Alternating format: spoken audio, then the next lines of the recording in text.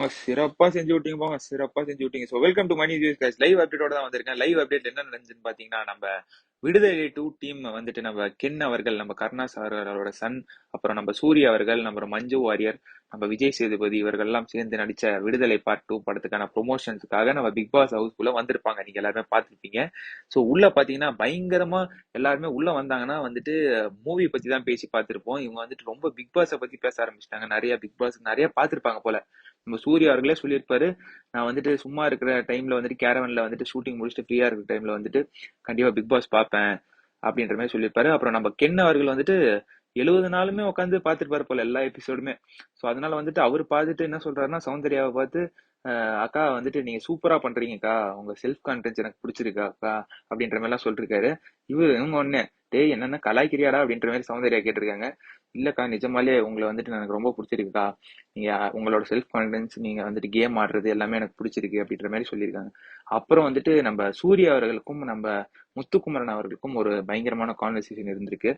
பாத்தீங்கன்னா நீங்க பாத்திருக்கலாம். அவர் என்ன சொல்லியிருக்காருன்னா, நம்ம வந்துட்டு முத்துக்குமரன் வந்துட்டு வெற்றிமாறன் சாரோட படத்துல வந்துட்டு எப்படி வந்துட்டு சூரிய வந்துட்டு ஹீரோ ஆனாரு, எப்படி அவரோட வளர்ச்சி எப்படி இருந்துச்சு அப்படின்ற மாதிரிலாம் வந்துட்டு ரொம்ப இதா பேசினாரு.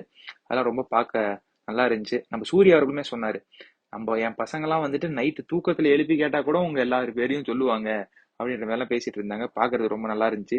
ஸோ இதுதான் எல்லாமே நடந்துச்சு. அப்புறம் வந்து பாத்தீங்கன்னா நம்ம விஷால் அவர்கள், விஷால் அவர்கள் உங்களுக்கு எல்லாருமே தெரியும். ஈவினிங் சாங் போட்டா, மார்னிங் சாங் போட்டா எல்லாத்துக்கும் வந்து முதல் ஆளா வந்துட்டு இறங்கி போய் ஆடுவாருன்றது உங்களுக்கு தெரியும். ஸோ அவரு வந்துட்டு நம்ம மஞ்சு வாரியர் அவர்கள் வந்துட்டு மனசிலாய பாட்டு இருக்கு இல்லையா, அந்த பாட்டு வந்துட்டு ரொம்ப ட்ரெண்ட் ஆயிட்டு போயிட்டு இருந்துச்சு இல்லையா அவங்களோட ஸ்டெப். ஸோ அது வந்துட்டு பிக் பாஸ் கிட்ட எல்லாருமே ரெக்வஸ்ட் பண்ணி அந்த பாட்டு போடுங்க, போட்டே ஆகணும், வந்துட்டு நாங்க ஆடியே ஆகணும் அப்படின்ற மாதிரி எல்லாருமே ரெக்வஸ்ட் பண்ணி கேட்டிருக்காங்க. பிக் பாஸ் அதை பெருசா கண்டுக்கலன்னு விட்டுருங்களேன், கண்டுக்கவே இல்லை. ஸோ வந்துட்டு எல்லாருமே, அப்புறம் சூர்யா அவர்கள் எல்லாருமே சேர்ந்து ரெக்வஸ்ட் பண்ணி கேட்டாங்க. கேட்டுமே வந்துட்டு எல்லாருமே வெளியெல்லாம் போய் கேட்டாங்க, வெளியே கார்டன் ஏரியாவுக்கு போயிட்டு அங்கெல்லாம் கேட்டாங்க, போடவே இல்லை. அப்புறம் திடீர்னு வந்துட்டு அந்த சாங்கை போட்டாங்க. போட்டோன்னே எல்லாம் திடீர்னு ஆட ஆரம்பிச்சு பயங்கரமா அது வந்துட்டு எல்லாருமே வந்துட்டு ஒரு சர்க்கிளா ஃபார்ம் ஆகி டான்ஸ் ஆனதுனால கேமரானால ஒழுங்கா ஃபோக்கஸ் பண்ண முடியல. அவங்க தனித்தனியா நின்று ஆடி இருந்தாங்கன்னா நல்லா ஃபோக்கஸ் ஆகி நல்லா இருந்திருக்கும். பட் ஆனா விஷால் எல்லாருக்குமே சொல்லி கொடுத்து அவர் வந்துட்டு எல்லா கண்டஸ்டன்ட்டுமே இந்த ஸ்டெப்னு சொல்லி கொடுத்து, மஞ்சு வாரியர் வந்துட்டு அந்த ஸ்டெப் அவங்களோட அந்த ஸ்டெப் போட்டு பயங்கரமா இருந்துச்சு.